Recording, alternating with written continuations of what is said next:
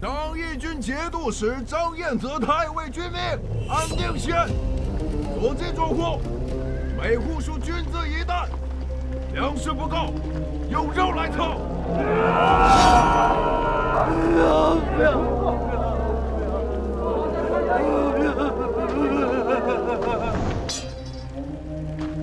副帅，靖远四周有38000户百姓。上天有好生之德，以民为食，此君为野兽。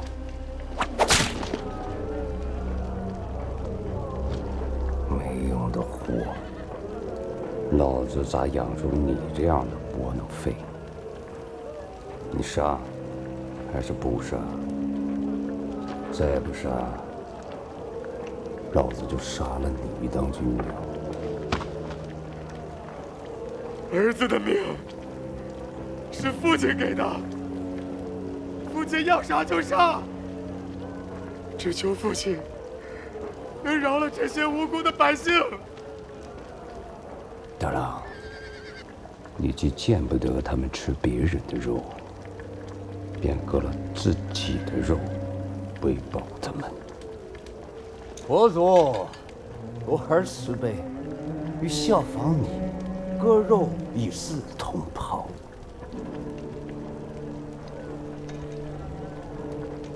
好啊，有事。末将在。放了他。太尉息怒啊！大衙内天性纯孝，还请太尉开恩呐！我不止这一个儿子。经元军，上二郎，皆是我的骨肉。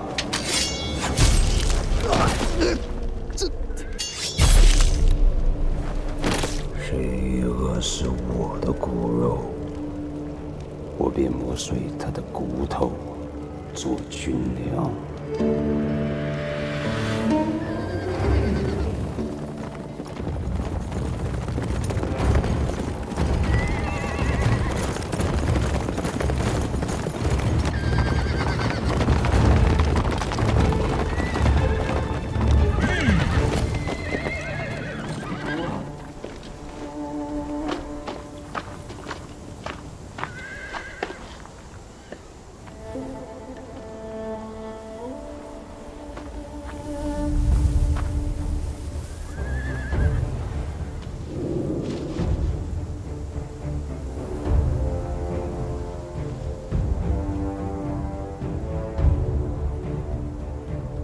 把天子赐的荆节取出来。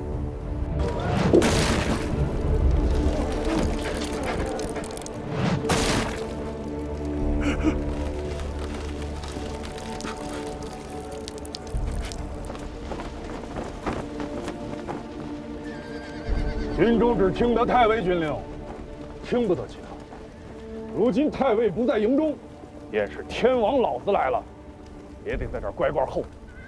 还请这位兄弟知晓通报，侍卫亲军副都虞候赵弘金持节在此，只为提调张义军节度长书记张师回宫勘问。天子诏令，不得轻忽啊！天子，他说天子，认识吗？认识。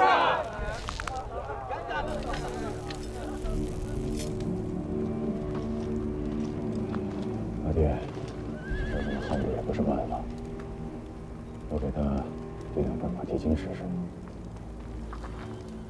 大郎，这是一镇节帅的原文，不可孟浪胡闹。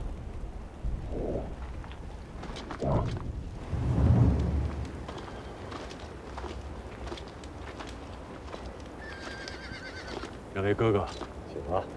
小弟有一事不明，想请教哥哥。小弟听说，面节如面君，天子荆节当面，三军俯首，将帅屈膝，怎么到了此地，却改了规矩？你这小子，好不识趣儿。天子是太尉和令公的立，而太尉和令公又是咱们这些厮杀汉推带起来的。也便是说，咱们这些臭丘巴是令公和太尉的恩人，也便是天子的恩人。你们说是不是啊？是。天子给太尉和令公们军节，那是为了报恩，岂是让你们这帮人拿到军中来耀武扬威，作威作福的？都别动！听你们哥哥的话，不要乱动。弟弟我气力小，手也不稳重，我伤了你们哥哥的性命。请张义军节度使张书记张氏出来，天子有话要问。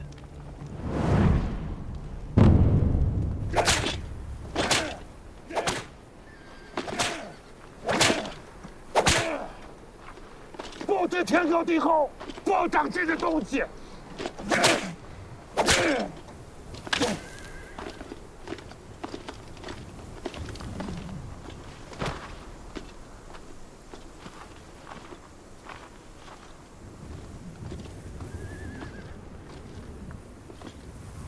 你是张氏，你的密奏，朝廷已经收到了。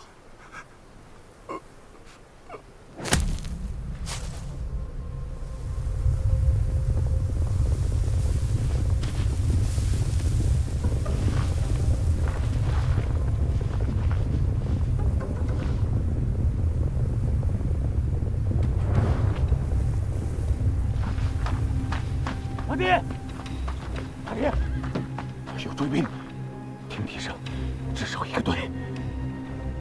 带上他，走。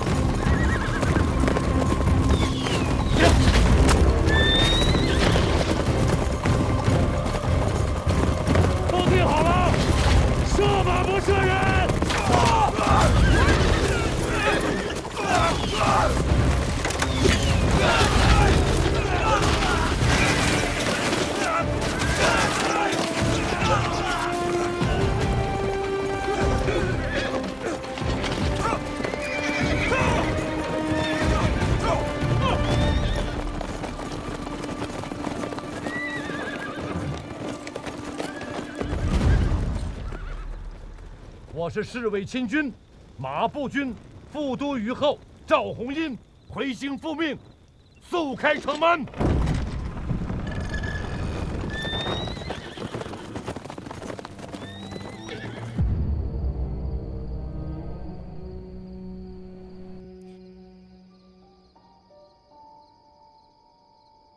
此时的赵匡胤，连一个殿前承旨的官身都尚未取得。作为一名以节度使为人生目标的将门子弟，他无法想象，天下间竟然还有张彦泽这般毫无人性的节度使。他不明白，这头残暴的野兽是如何执掌一镇权柄的。他更不明白，面对这样的恶行，大殿内的君臣们又在意些什么？大衙内被太尉一刀割喉，当众烹了大衙内。虫魔寨、骨肉糜，那是皇朝，不是朕的节度使。事涉国家重臣，儿臣以为理应查问清楚。此人构陷朕的节帅，离间君臣之意。荐送荆州，交由张彦泽自家处置。陛下，下官所言句句属实，请陛下明察。请陛下明察，陛下，请陛下明察，陛下。赵红英，末将在。你办的好差事啊！末将万死，末将万死。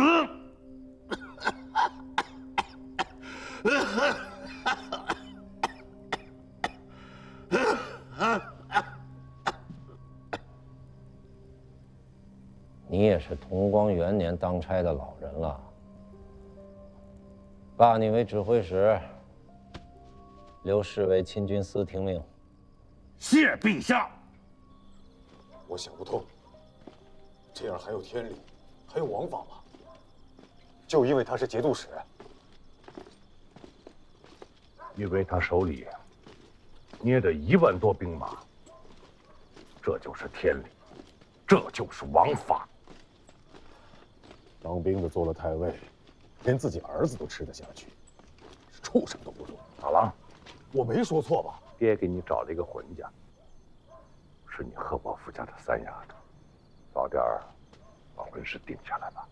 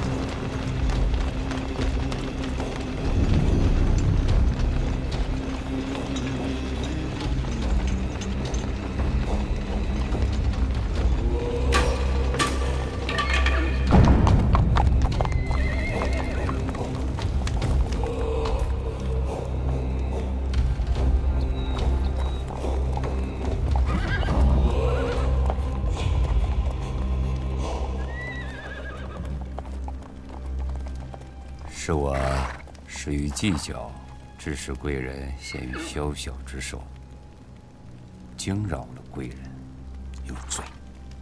陛下的诏命里还有一件事，需你我去做。是了，要前废帝于别宫。只是据某所知，这汴梁城里并无第2处宫室可居。便是，前去开封府正衙便是。此事mau去办。京师这些穷酸做大，明知自家吃不上，却也不叫旁人去吃，坏了我与杜陵公的大事，也不至于他们竟有何好处。中军，末将在。张榜图形，全城缉拿细作郭荣。末将领命。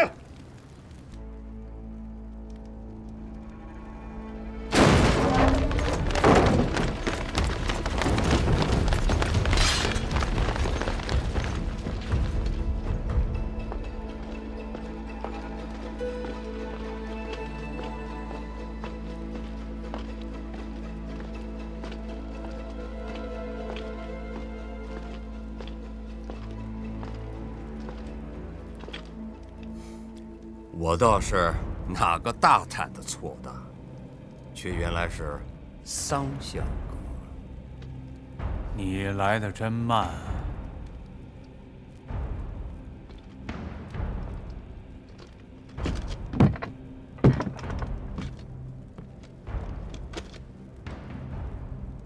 无礼！这是桑相公。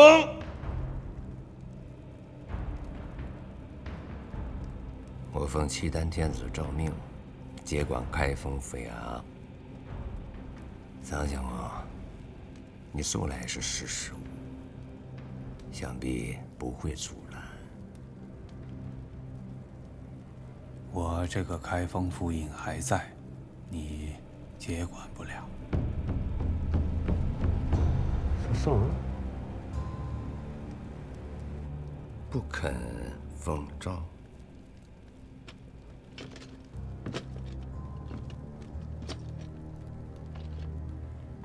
你这阿蚱杀财，明明死期当至，还自以为得机，实在是夏虫不足语冰啊！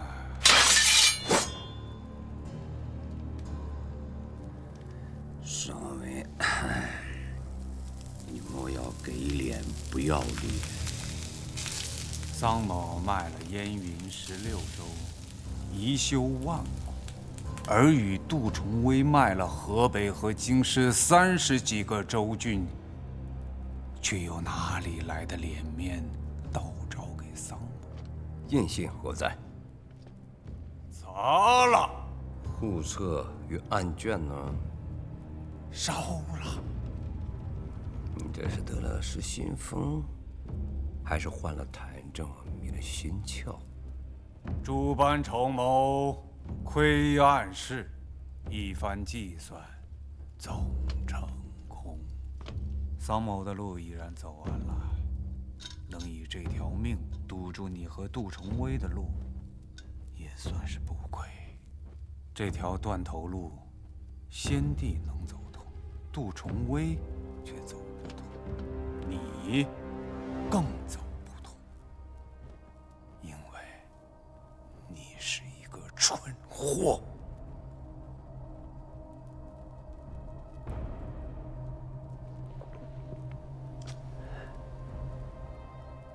好，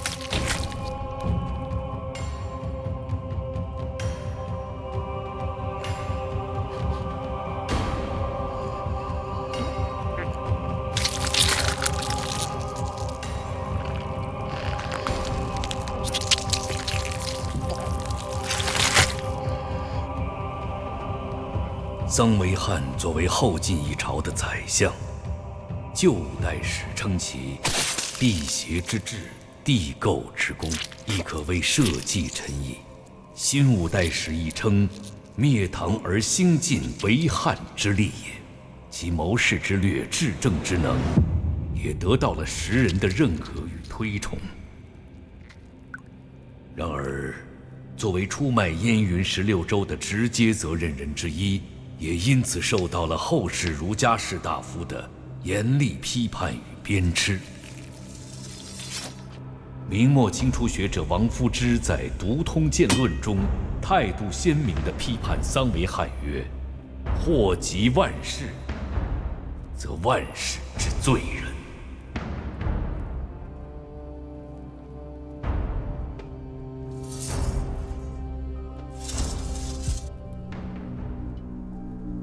中军，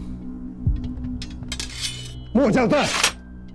晓谕全军，给假3日，全城倒肃。打头阵的弟兄，大封第1日，其他人2、3日，让弟兄们记好时辰。大后日晚间，须使各自归队。谢太尉。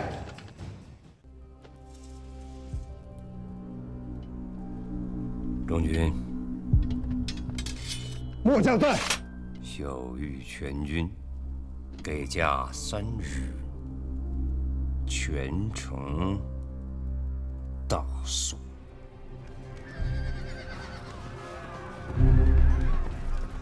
李公，那是杨楼街。开始了。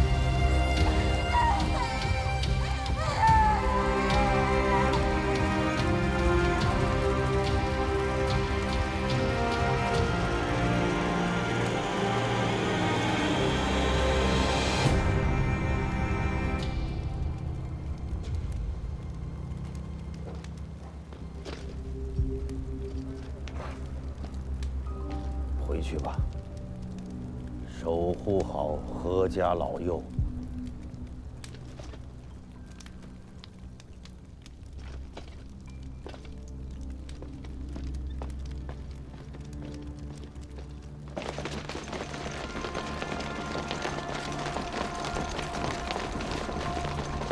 赵府，走。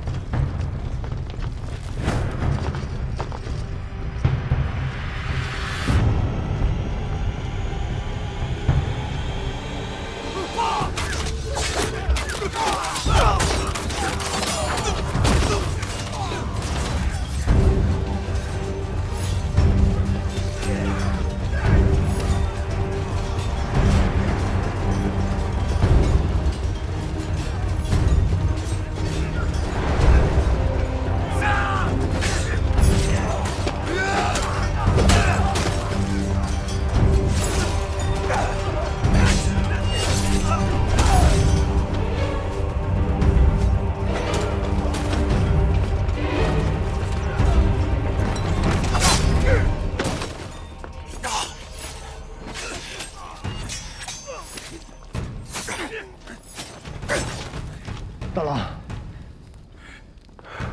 把这些人都拖到后面的坑里，再打些水来，把地上的血冲洗干净。埋了吗？不急，这才是第一步，今夜还长。动手！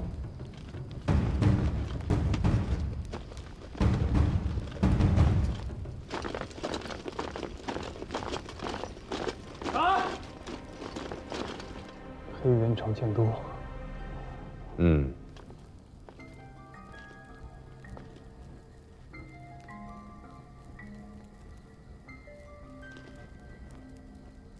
走。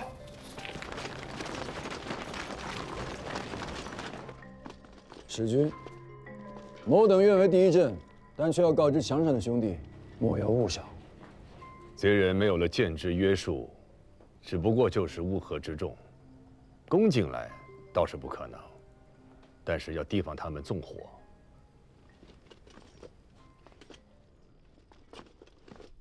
这便是所谓的买卖吗？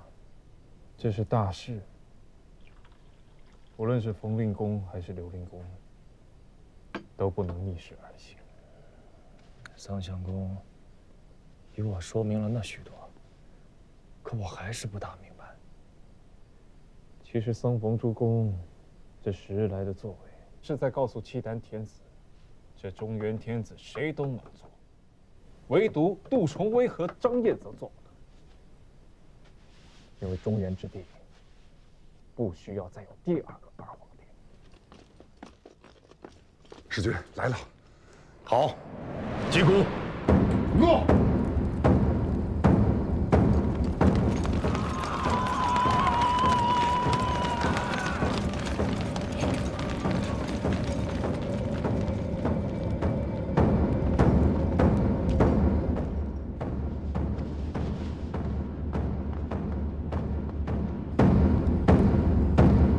请大刀！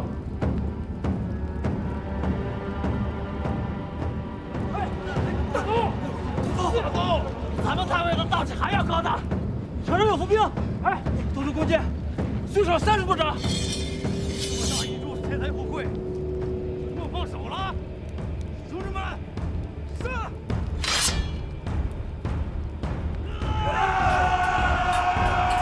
冷静点，再大的富贵，你得能抓到手里才算数。如许大一座京师，能得富贵的所在不止这一处。就是。将性命送在此处，怕不是要冤死了。撤！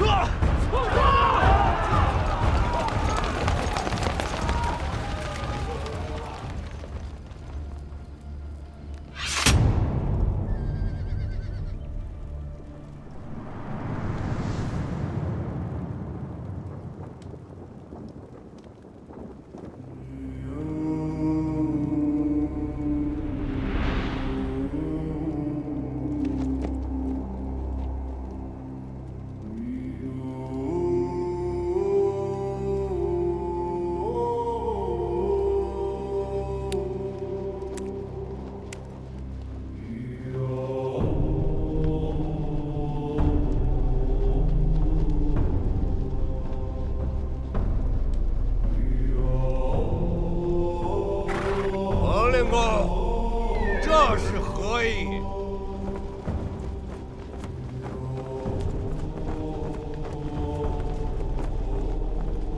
此门曰明德，无德之人不得入此门。我奉契丹天子诏命，请傅义侯移驾别宫。令公，要横加阻拦。朝廷礼制，此门只得元正日开，其余日子唯有天子车驾可入。今天距离元正还有3日，尔等当真要进？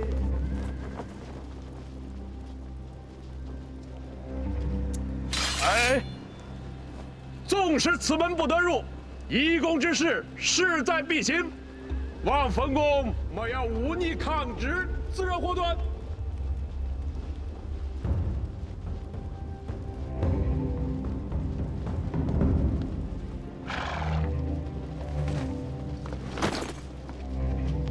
金花银枕乃我朝圣物，非禁足宗亲不可得。冯公如何得来？数载之前，出使上京，有人所赠。陛下所赐。还不快快下马！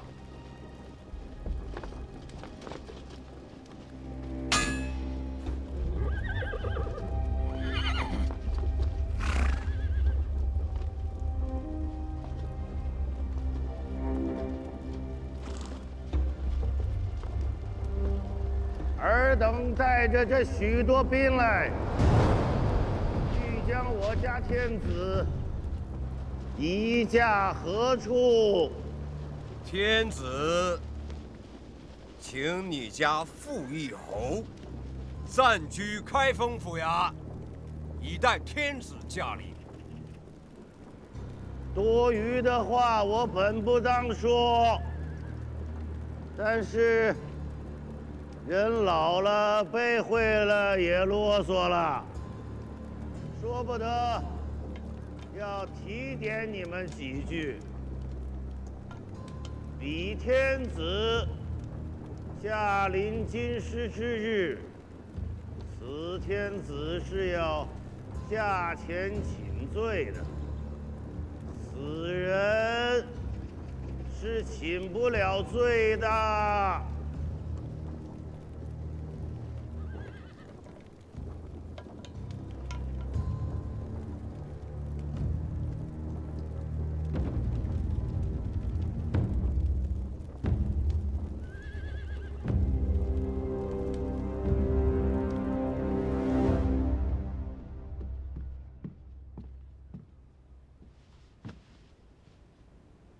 请官家更衣。